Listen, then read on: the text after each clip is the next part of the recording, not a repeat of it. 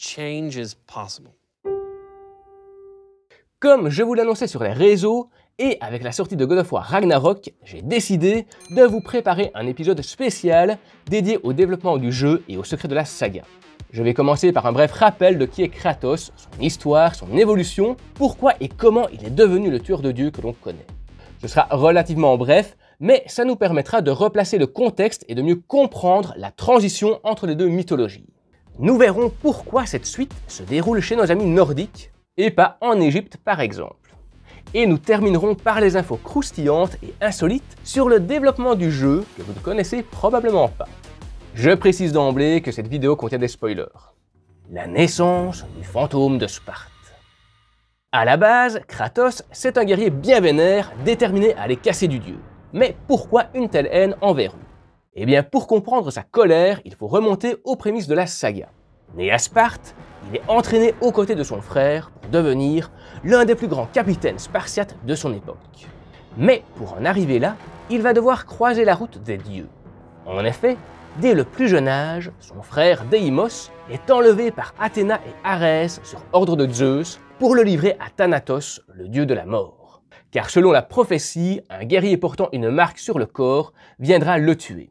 Et le guerrier en question, selon Zeus, serait le jeune Deimos qui porte effectivement une marque rouge sur l'entièreté du corps. Kratos, encore bien loin des performances qu'on lui connaît aujourd'hui, tente d'intervenir, mais se fait retourner comme un gant, lui laissant la vilaine cicatrice qui lui traverse l'œil. De cette rencontre, il gardera une rancœur telle qu'il se fera tatouer la marque de son frère sur l'entièreté du corps.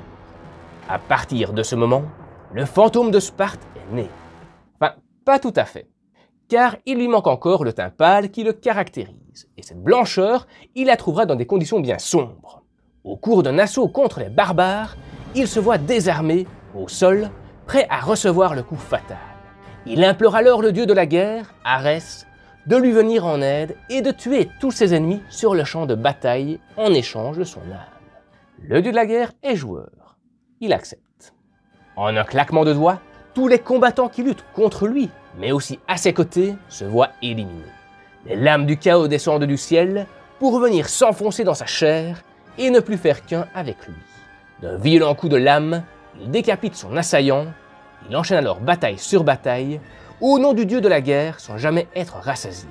Il pille, tue et brûle tous les villages qui se dressent sur son chemin. Jusqu'au jour où il va commettre l'irréparable.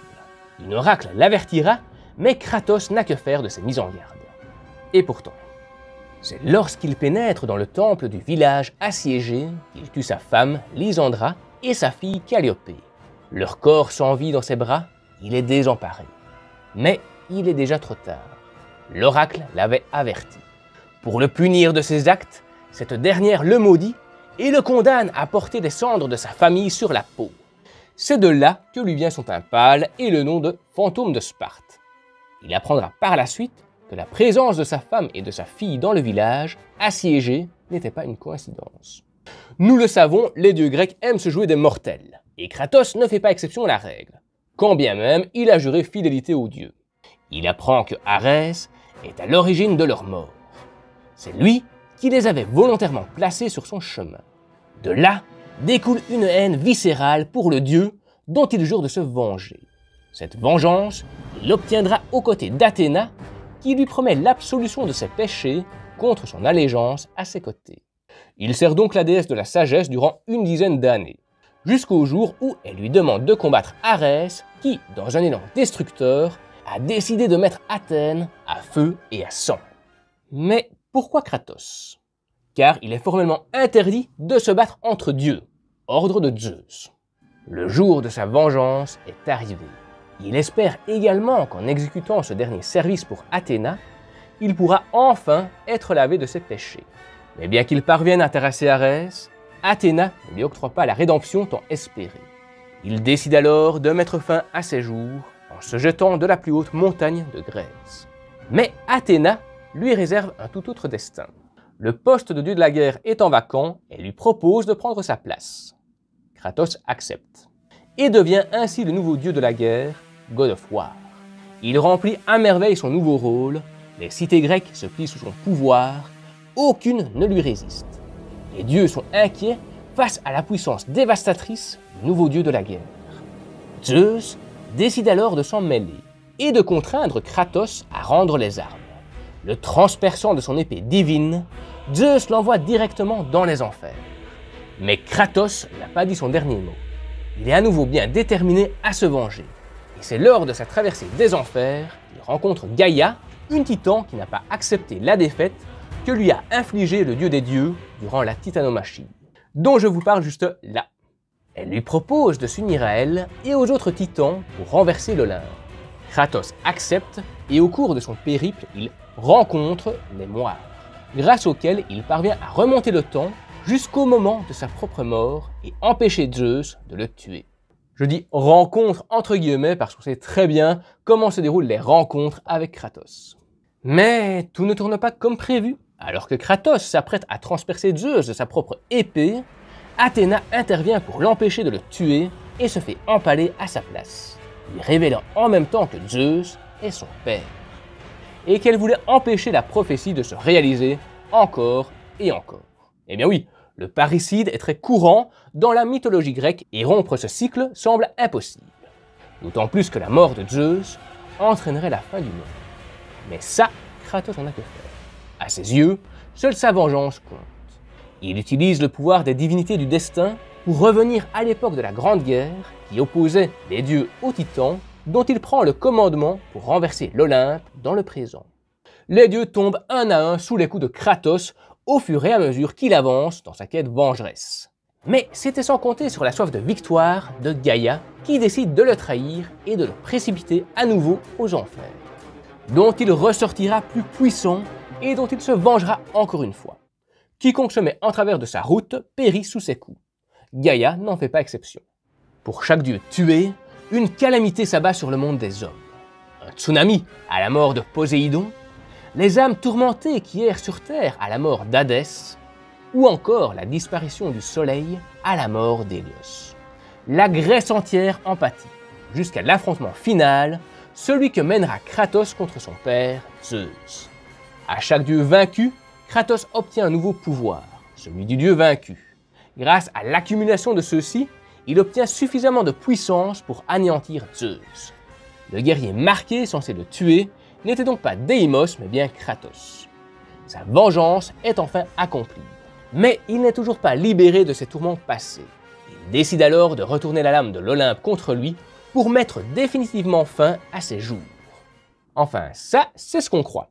Car des années plus tard, il revient dans un nouvel opus aux côtés de nos amis nordiques. Mais pourquoi ce changement d'univers? Être père, ça vous change un homme.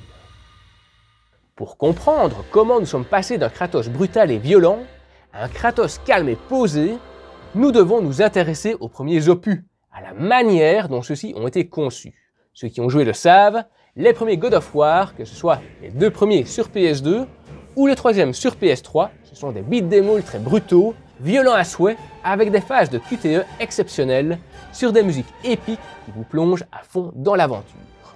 Quand on joue à God of War, on est transporté, rien n'existe autour de nous, tellement la puissance du jeu est présente. En tout cas, c'est ce que j'ai ressenti à titre personnel. Si je prends le troisième opus en guise d'exemple, c'était de l'adrénaline pure qui coulait en continu dans mes veines. Complètement drogué aux expériences de jeu qui me procuraient God of War, je ne pouvais plus lâcher la manette. Je suis certain que vous voyez de quoi je parle. On est tous déjà passés par là. Mais alors, pourquoi changer une formule gagnante? Eh bien parce que justement, après les 3 premiers opus qui ont révolutionné le monde du jeu vidéo, la franchise a commencé à dépérir. Là où les premiers volets récoltaient des notes passant aisément la barre des 90%, le dernier épisode en date, God of War Ascension, lui, arrivait péniblement à atteindre les 80. Ce qui, en vrai, n'est pas mal du tout, même si on est bien loin d'égaler les premiers scores. Idem du côté de la version mobile et PSP. Et il y a bien une bonne raison à ça. Pour le premier God of War, c'était David Jaffe qui en était le game director. Il avait son style bien à lui et une idée précise de ce qu'il voulait voir apparaître dans son jeu. Exploiter la mythologie grecque dans des phases de jeu intenses, en plan large, plus traditionnelles, et des phases de jeu en plan rapproché, plus techniques et entrecoupées de séquences épiques. Je vous parle de ces sources d'inspiration plus en détail, plus loin dans les infos croustillantes et insolites du jeu. Le jeu est un succès, il est adoré de tous, au point que PlayStation met le paquet dès sa sortie pour déjà préparer la suite. Pour ce second opus, David Jaffe décide de devenir Creative Director, et cède sa place à Cory Barlog, qui devient à son tour Game Director. Cory Barlog a été formé par David Jaffe, et il développe le jeu selon ce qui lui a été transmis. Le second opus suit la continuité du premier, tout se passe très bien. Le jeu est à nouveau un succès, les fans sont comblés. La franchise semble donc être sur de bons rails. David Jaffe décide de changer d'horizon pour se consacrer à d'autres projets. Quoi qu'il en soit, un God of War 3 est annoncé, mais après à peine 8 mois de travail sur le développement du jeu, Cory Barlog, le game director de l'époque, quitte le studio et laisse en plan les équipes. La situation est critique, car les deux premiers opus ont été des succès mondiaux, et un troisième volet venant clore la saga est attendu en grande pompe. D'autant plus qu'il s'agit là du premier God of War sur PS3. Le défi est de taille, on s'attend à quelque chose d'épique, il ne s'agirait pas de décevoir les fans. Pas le choix, c'est le lead artiste Stig Asmussen, chargé des environnements, qui reprend le flambeau. Malgré que David Jaffe et Cory Barlog aient quitté le développement du jeu, ils étaient régulièrement en contact avec Stig Asmussen pour le conseiller. Heureusement, les équipes font un travail extraordinaire, et le jeu qui en sort est un véritable chef-d'œuvre. Le meilleur de la saga à mes yeux. Avec la succession de 3 game directors différents et un dernier épisode épique, la saga a un peu de mal à rebondir. Elle tente de reprendre du souffle avec un 4e volet intitulé God of War Ascension, mais ne parvient pas à égaler ses prédécesseurs. C'est d'ailleurs une nouvelle équipe qui travaille dessus. La question se pose alors, ne serait-ce pas le moment de terminer la franchise et de passer à autre chose? Eh bien, pour Cory Barlog, pourtant parti des studios plusieurs années auparavant, il n'en est pas question. God of War a encore un plein potentiel non exploité. Et c'est son parcours en dehors de la franchise qui va lui permettre d'insuffler au God of War que nous connaissons actuellement la profondeur du personnage. En effet, ayant travaillé sur le développement du jeu autour de Mad Max, qui hélas ne verra jamais le jour, il apprend comment créer de l'attachement à des personnages plutôt rustres. Il arrive ainsi à insuffler de la profondeur, une certaine dualité, dans le personnage de Kratos. Mais ce n'est pas tout. Sa contribution au développement de Tomb Raider de 2013 va aussi participer à la révision du système de jeu de God of War des premières années. Fini le système de caméra en plan fixe, il décide qu'il faut rendre le tout davantage cinématographique. Et puis, un changement significatif survient dans sa vie, il devient papa. Et l'air de rien, devenir père, ça vous change en homme. Il a à présent une autre vision et souhaite la partager à travers le jeu. À la base, les équipes n'étaient pas très enthousiastes à l'idée de développer la relation père-fils dans le jeu. Ils n'étaient pas convaincus du succès auprès des joueurs. Et pourtant, le résultat est bien présent. De plus, les joueurs des premiers God of War ont à présent l'âge d'être pères à leur tour. C'est donc aussi l'occasion de permettre aux joueurs de s'identifier à Kratos une nouvelle fois. Mais alors, pourquoi la mythologie nordique? Pendant longtemps, il était question de travailler sur la mythologie égyptienne et nordique. Et ensuite de décider laquelle avait le plus gros potentiel. La multitude de dieux égyptiens pouvait être un obstacle, et il semblerait que ce soit la mythologie nordique qui se soit imposée. Les secrets du développement. À la base, God of War est inspiré des jeux Onimusha de Capcom, dans lesquels le héros pourfend des créatures mythologiques à tour de bras. Le principe de revisiter la mythologie chinoise à travers le jeu vidéo plaît énormément à David Jaffe, à l'époque game director du futur God of War. Et il verrait bien son personnage suivre la même direction, mais dans la mythologie grecque. Il décide donc de mixer deux de ses passions, la mythologie grecque et le heavy metal, pour donner naissance à God of War. Mais avant de devenir la masse de muscles violente et colérique que nous connaissons, Kratos est passé par plusieurs phases de création. Et ça n'a pas été un long fleuve tranquille, car il aura fallu 1 an et demi pour parvenir à trouver le personnage de la saga mythique. Au départ présent sous le nom de Dominus, dans un jeu portant le nom originel de Dark Odyssey, Kratos n'existe pas encore. On l'imagine avec des dreadlocks, en guerrier spartiate hyper cliché, ou encore aveugle portant un jeune enfant dans le dos. Mais aucun n'arrive à convaincre les équipes. Pour mieux cerner la personnalité du personnage, David Jaffe décide de partager les personnages de films qui l'inspirent, dont notamment Mel Gibson dans L'Arme Fatale, Edward Norton dans American History X, ou encore Russell Crowe dans Romper Stomper. tous partagent un trait commun, ils ont une personnalité sombre et torturée. Le character designer de l'époque, Charlie Wen, cogite et fait émerger Kratos sur une serviette en papier alors qu'il déjeune dans un fast-food. Il partage son croquis avec l'équipe et là, c'est le coup de foudre. Kratos fait l'unanimité. Charlie Wen lui ajoute quelques tatouages tribaux, mais se pose alors la question de la couleur. Bleu ou rouge? La question est plutôt vite tranchée, étant donné que Diablo 2, un autre jeu de l'époque, possède déjà un barbare au tatouage bleu. Le rouge est donc choisi, et puis le rouge traduit mieux la rage et la colère du personnage. C'est cool, ils ont leur personnage, ils sont contents, ils sont prêts à avancer. Mais à nouveau se pose la question de la couleur de peau de Kratos. Eh bien oui, dans les croquis préparatoires, Charlie Wen ne prend pas la peine de finaliser la peau de Kratos. Mais David Jaffe a la solution. Elle sera blanche. Ce sera une malédiction, les cendres de sa femme et de sa fille qui lui colleront à la peau après qu'il les ait tués lui-même sous l'emprise d'Arès suite à un pacte. Ce sera également le moteur de sa colère. Le pitch est tout trouvé, le jeu peut commencer. Kratos en grec ancien signifie force ou encore puissance. Il symbolise parfaitement le héros du jeu. D'autant plus que Kratos a réellement existé dans la mythologie grecque, même s'il est quelque peu différent de celui du jeu. D'ailleurs, c'est plutôt cocasse, car dans la mythologie grecque, c'est lui qui aide Héphaïstos à enchaîner Prométhée au rocher du mont Caucase. Alors que dans le jeu, il le libère et le laisse cramer dans le brasier sous ses pieds. Après, on sait que Kratos ne fait pas dans la dentelle. Pour mieux connaître l'histoire de Prométhée, ça se passe là. Un autre fun fact, je vous en parlais en début de vidéo, Kratos a un frère nommé Deimos. Et en grec ancien, cela signifie le peuple. Si on associe Kratos et Deimos, ça donne le pouvoir au peuple, ou la démocratie. Vous l'aurez compris, Kratos est sévèrement remonté contre les dieux, et il en tue pas moins d'une quinzaine à travers la saga.